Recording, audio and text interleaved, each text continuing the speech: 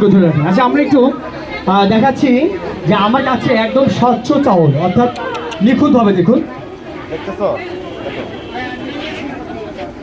আচ্ছা আমরা একটু স্যারের কাছে জিজ্ঞাসা করি, স্যার মুড়ি ভাজতে কি কি লাগে আপনি একটু বলুন।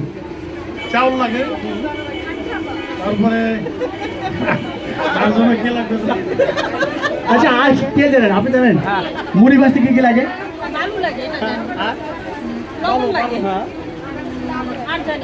আর আগুন লাগে না? ও আগুন লাগে না।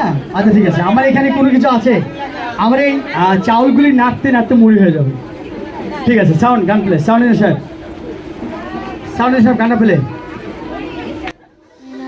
नजर को अपनी झुका के रखना, हिजाब सर से लगा के रखना, ऐ मेरी बहनों हया से अपना हमेशा दामन सजा के रखना।